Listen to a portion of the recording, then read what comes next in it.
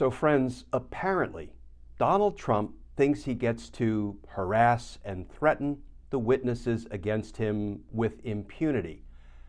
He doesn't.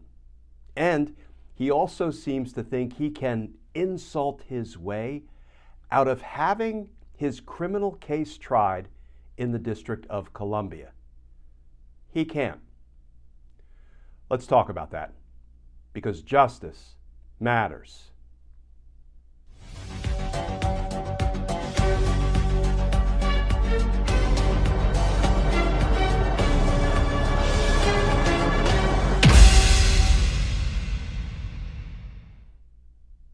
Hey all, Glenn Kirshner here.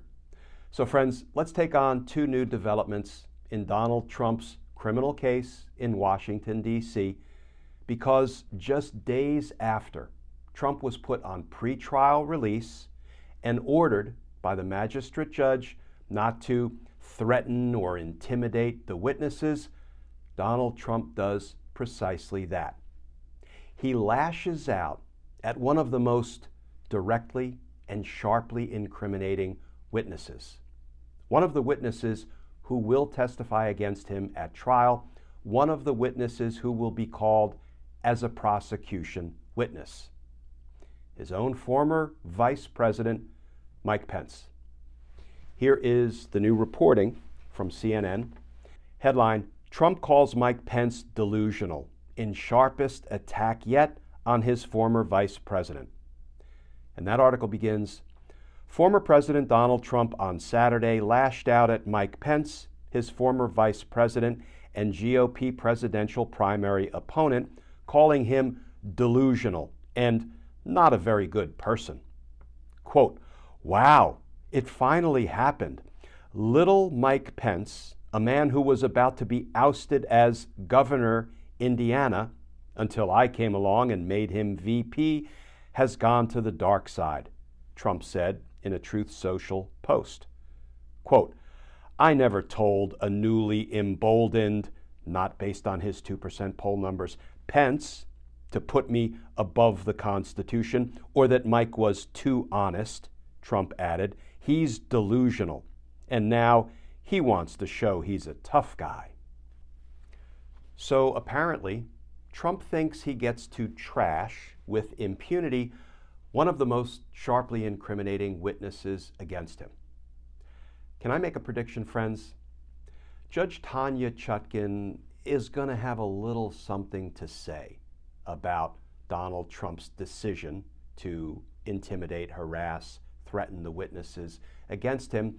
She'll probably have something to say about it in the form of what's called a show cause order. When somebody's put on pretrial release and the judge sets conditions, the do's and don'ts of pretrial release, and the defendant engages in some of the don'ts, a judge will typically order a show cause hearing and will require the defendant, with his defense attorneys in tow, to appear and show cause why the conditions of his release shouldn't be modified, altered, shouldn't become more restrictive, or perhaps she'll order him to show cause why he shouldn't be detained pending trial. Now, I suspect her opening salvo with Donald Trump will be putting him on heightened restrictions, perhaps some narrowly tailored restrictions on his speech and on his posts, which he undoubtedly will violate, probably later the same day that she imposes those heightened restrictions. And what she may tell him when she imposes additional restrictions is, I'm putting the keys to the jail cell in your hand, defendant Trump, and if you violate these conditions, you will be detained pending trial. So in a very real sense, the keys to the jail cell will be in your hands. That's what I suspect she will do. Give him enough rope. Now, will she do it before the next scheduled court appearance on August 28th? She might not. I have a feeling the threats are serious enough and the violations of his conditions of release are already obvious enough that she may haul him into court before August 28th, or she may just wait until that first scheduled status hearing and take the matter up at that time. But she's not going to let it go, and she shouldn't let it go. Okay, friends, let's turn to the second development. Donald Trump is trying to get his trial moved out of the District of Columbia, and he thinks the way to accomplish that is by insulting the people of D.C., by berating the jury pool. Here is what Trump just posted. No way I can get a fair trial, or even close to a fair trial, in Washington, D.C. There are many reasons for this, but just one is that I am calling for a federal takeover of this filthy and crime-ridden embarrassment to our nation. Where murders have just shattered the all-time record, other violent crimes have never been worse, and tourists have fled. The federal takeover is very unpopular with potential area jurors, but necessary for safety, greatness, and for all the world to see.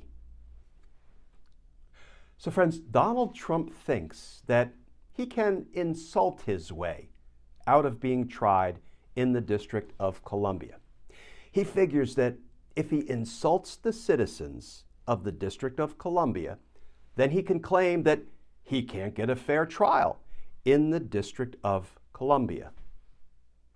Can you imagine if this behavior resulted in a defendant being allowed to successfully change the venue of the trial by insulting the people in the city where you committed the crimes? You know, if that were the rule, it would give every defendant an incentive to insult the jury pool in the city where they committed the crime so they could successfully get their trial moved to another city. You know, these tactical choices by Donald Trump are so bad, it almost feels like he once again has Rudy Giuliani giving him legal advice. One thing is becoming increasingly clear by the day. Donald Trump is going down. Donald Trump is going to be held accountable. Donald Trump is going to be convicted for his crimes against the United States, against the American people, against our democracy. He just is. Because justice matters. Friends, hold on tight. We are getting there. As always, please stay safe, please stay tuned, and I look forward to talking with you all again tomorrow.